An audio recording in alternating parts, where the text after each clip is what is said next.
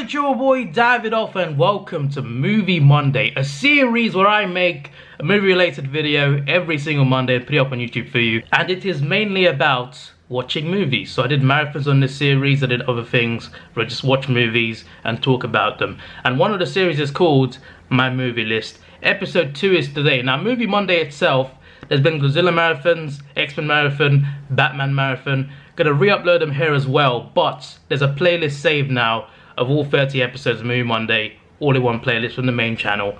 I made a new playlist on this channel for that series, and this video will continue on that series. So movie list number 1, the first episode of this particular series, it would not be re-uploaded, but you'll see it on the playlist of Movie List and Movie Monday as well. So just so you know. Movie list number 2. So in the first one I watched Inception, Watchmen, Jungle Book, the Warner Brothers version, the Mowgli, one called Mowgli, and something else, can't remember exactly what it was, but there was something else. Yeah, Deadwood the movie as well. So I watched that and I enjoyed most of those apart from Deadwood. I enjoyed the rest.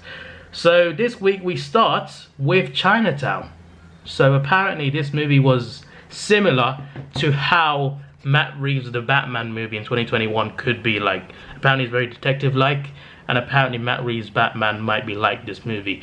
So I want to check it out just for that. I want to see like what it's like, Chinatown. So let's do this. That was pretty interesting. It actually stars Jack Nicholson, of all people. That was a nice surprise. So this is quite a bleak movie, a depressing movie at times, and an interesting movie as well.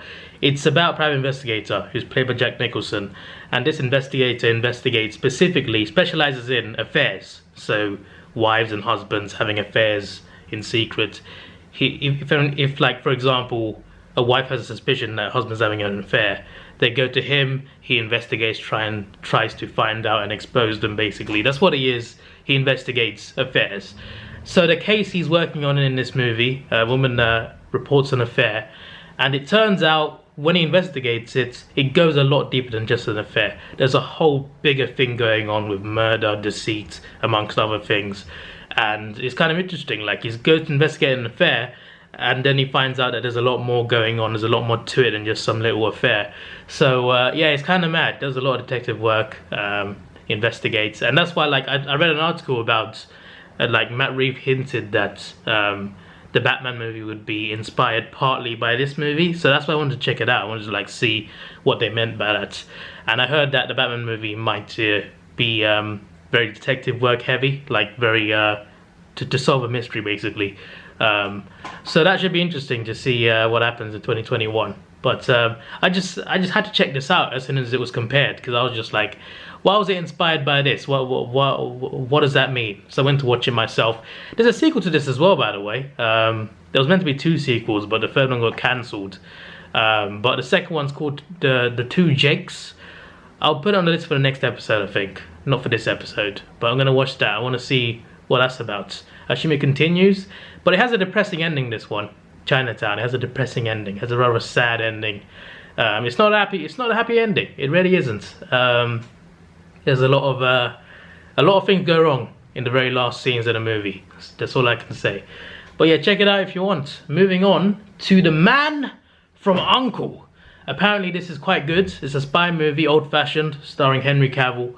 And a friend of mine watched it and he said he really enjoyed it. So I said I'm gonna check this out. And he also said like he could see Henry Cavill playing a good James Bond.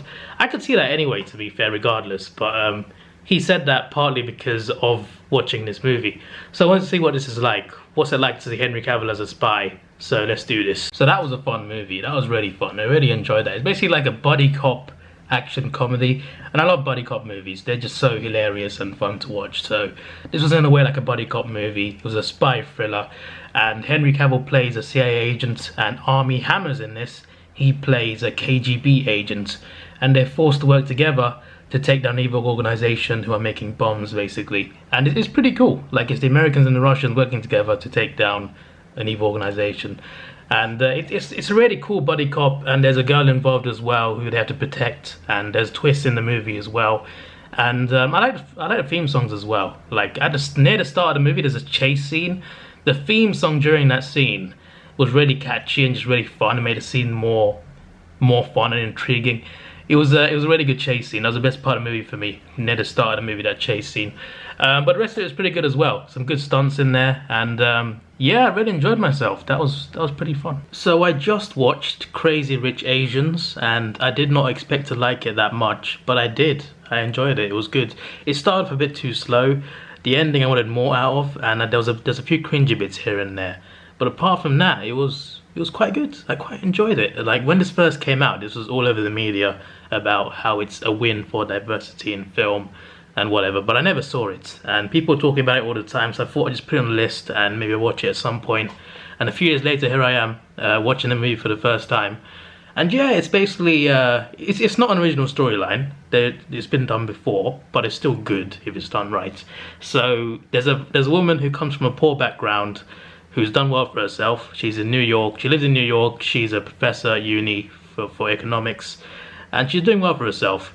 And her boyfriend decides to invite her out to Singapore for his best friend's wedding. And when they get there, she finds out that his family is extremely rich and they got high expectations of him. So she needed to, like, in a way, seek approval in some ways. But as it turns out, key members of the family just don't approve of her for various reasons. And it really cuts quite deep as well. I'm just like, whoa, this is hitting me as well. I don't even, there's just random fictional character. I'm getting hit hard here by these words. But yeah, there were some real emotional bits. I didn't expect that. Like I was expecting just some normal rom-com. And I basically just watched this because a lot of people were talking about it, and I just thought, you know what, I gotta check this out. But yeah, there were some scenes and some lines that just really hit hard, and I guess it hit harder for me because like I'm obviously Asian as well, not Chinese, but I'm still Asian, and there's similar standards in a lot of Asia with Asian parents. They always expect so high. Like ever since I was like 4 years old, my family were like, "You're gonna become a doctor. He's gonna become a doctor." It's stereotypical, but it's true. A lot of Asian families are like that. They want you to be a doctor or an accountant or an engineer. They want you to marry someone who's also someone who's suitable for you. If they don't approve, they don't want it to happen. You know what I mean? Like all these stereotypes, they tend to be true for quite a lot of families. There's quite a lot of Asian families that have like high expectations, and I've met a lot of them. I've met a lot of relatives and family friends, and there's so many like strict Asian parents out there, and it's just crazy, including my own family as well. They expect a lot from me, which I haven't delivered, but still, like I think because of that, because I kind of know like what that's like, this kind of hit harder because of some of the things that the guy's mom said to her. I was just like, oh, okay, that is really deep. Like how could you say that to a person? That's what I was thinking of one of the lines. I was just like, really? She would go that far? It was just crazy. And it wasn't just the guy's family either. It was also the guy's ex and her friends, and they had a problem with her as well. And there was some really like some really sick, disgusting scene in it as well, where they tried to do something to her prank wise. But yeah, it's full of emotion, full of a bit of comedy as well, and yeah, I quite liked it. You see, I don't usually like pure romantic movies, but when it's a hybrid of something else, it tends to work more. So this is like a rom-com with a bit of serious drama as well. And rom-coms I can watch. I can watch rom-coms. I feel like in rom-coms, the comedy side of it is good, as long as if it's funny and it lands. Then for me it makes me care more about the actual storyline and the actual romance itself, because I think like the other aspect of it just makes it better than just pure romance, which just gets boring to me. But when you add comedy to it and you add drama to it, or just add something else to it, it just makes it better. So yeah, I kind of like that. I do like rom-coms, kind of. I do kind of like rom-coms. They're quite fun, you know. They're not too bad to watch. But when it's like The Notebook, I'm just like, you know what? I can't watch this. I'm too bored. But yeah, it was good. I didn't expect to like it as much as I did. But yeah, I didn't love it, but I liked it. One more movie to go. One I've already seen actually, and that's Interstellar. I saw that in the cinema, and it was epic. There were a lot of great scenes in that movie, and it's one of the best movies I've seen in my opinion, especially visually as well. So I'm looking forward to seeing that. It's 3 hours long though, almost. But yeah, that's the last movie of this episode.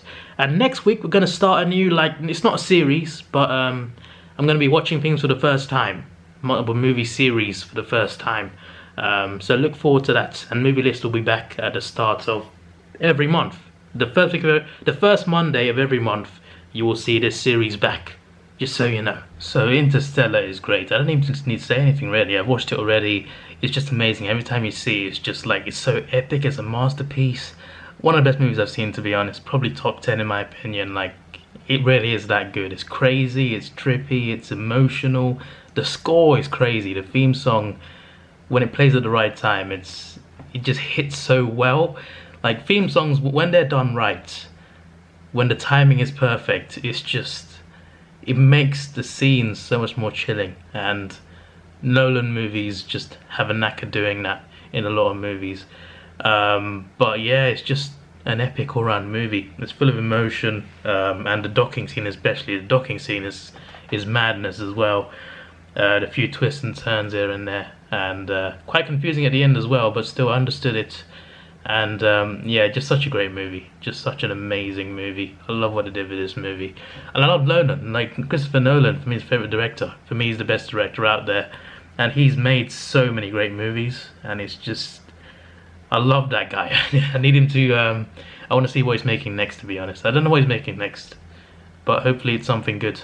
Hopefully something, because he always makes things that are epic, and I just really appreciate his filmmaking. Anyway, yeah, that's the end of this episode. Hope you enjoyed it. This is your boy Davidoff. Please like, share, subscribe. Thanks for watching. Have a good day, and see you.